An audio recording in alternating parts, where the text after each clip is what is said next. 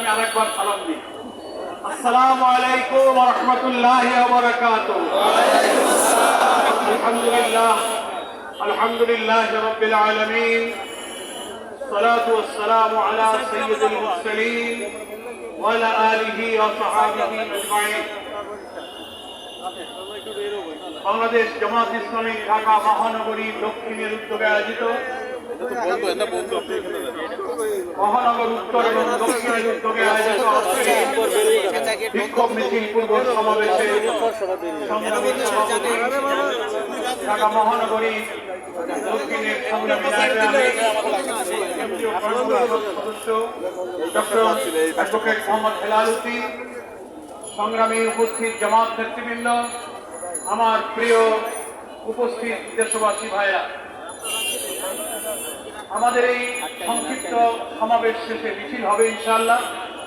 মিছিল অত্যন্ত সুশৃঙ্খল শান্তিপূর্ণ ভাবেই আমরা মিছিল ইনশাআল্লাহ শেষ করব।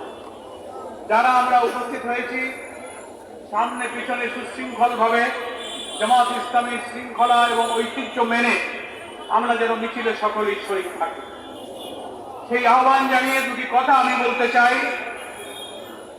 ত্রয়োদশ জাতীয় সংসদ নির্বাচন দৃশ্যত সারাদিন ভোটাররা উৎসব মুখর পরিবেশেই তারা ভোট কেন্দ্রে গিয়েছেন এবং ভোট দেওয়ার চেষ্টা করেছেন।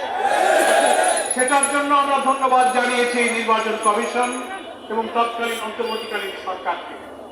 কিন্তু দুঃখ, বেদনা এবং রহস্যের জন্ম দিয়েছে ভোট গ্রহণ পর্ব শেষ হওয়ার পর, যখন ভোট গণনা, রেজাল্ট শিট তৈরি করা, ফলাফল ঘোষণা, প্রতিটি পর্বে পর্বে ইলেকশনের ইঞ্জিনিয়ারিং করা হয়েছে।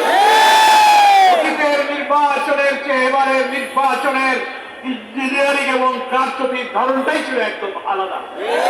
ওনারা ভেবেছিলেন জনগণ, ভোটাররা হয়তো বুঝতে পারবে না, ভোটাররা তো ভোট কেন্দ্রে গেল, ভোট তো দিল, কিন্তু কামটা কখন সারা যায়। দক্ষ ইঞ্জিনিয়াররা সেই ইঞ্জিনিয়ারিংটা ঠিক মতোই করেছে। তা না হলে এর কি জবাব আছে যে রাত 9:30 10টা পর্যন্ত সারা দেশ থেকে ফলাফল আসতে থাকলো।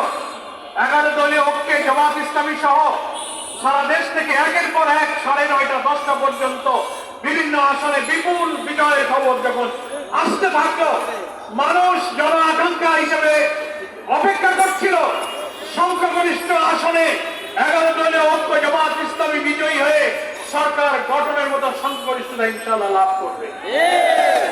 সেখানেই রাত 10টার দিকে, 9:30 10টার দিকে নির্বাচনী ফলাফল ঘোষণার সব সম্প্রচার বন্ধ করে দেওয়া হলো।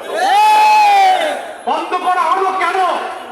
দীর্ঘ সময় বন্ধ করে দিয়ে এর মাঝখানে কি ইঞ্জিনিয়ারিং, কি রহস্য তৈরি করা হয়েছে, আর জামাত ইসলামী 11 দলীয় ঐক্যের বিজয়ের খবর আর আসে না। সব অল্প অল্প ভোটের ব্যবধানে তাদেরকে পরাজিত দেখানো হতে লাগলো। এটা বড় ইঞ্জিনিয়ারিং। সাংবাদিকরা প্রশ্ন করেছিলেন আমাদের আমিরে জামাত, আজকে জাতীয় সংসদের বিরোধী দলীয় নেতা ডক্টর শফিকুর রহমান এমপির কাছে যে আপনারা যে ইলেকশন ইঞ্জিনিয়ারিং এর কথা বলেন, তারা ইঞ্জিনিয়ারিং করেছিল।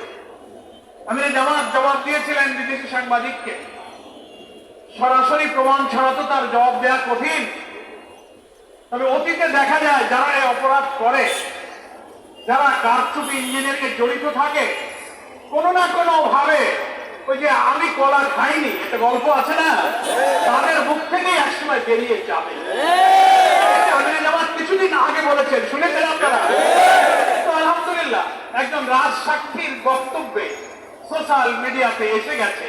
জামাত ইসলামীকে শুধু দায়ী করলে হবে না, সব জনগণ আপনার বক্তব্যে, রিজওয়ানা হাসান সম্মানের সাথে আপনাকে বলতে চাই, আপনি কি সাবেক অন্তর্বর্তীকালীন সরকারের উপদেষ্টা ছিলেন, আপনি আপনার বক্তব্যের অডিওটা, ভিডিওটা আপনি বারবার দেখুন।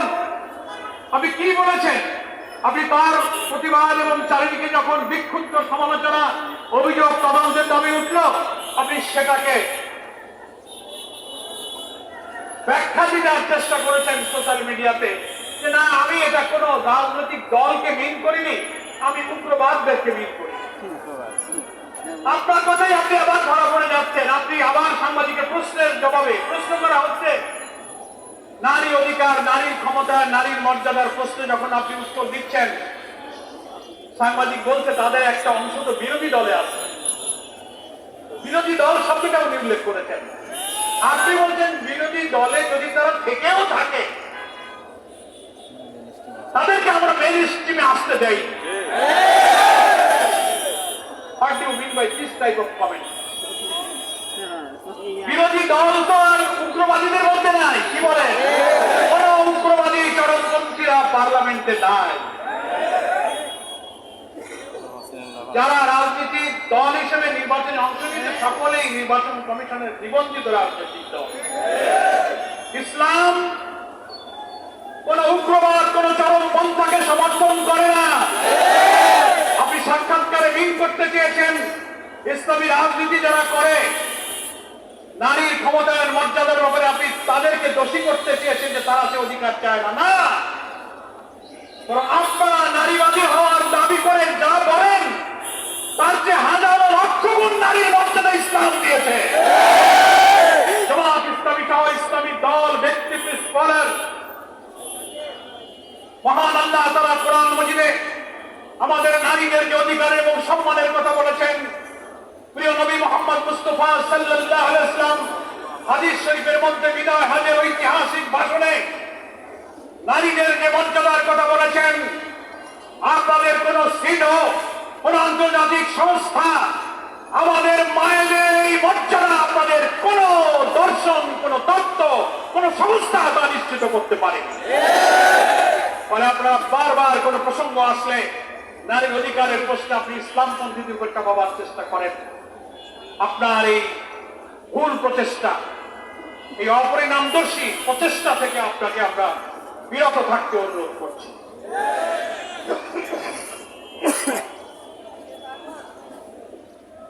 যতই আপনি ব্যাখ্যা দিয়ে বোঝানোর চেষ্টা করেন, আমি কোন দলকে মিল করি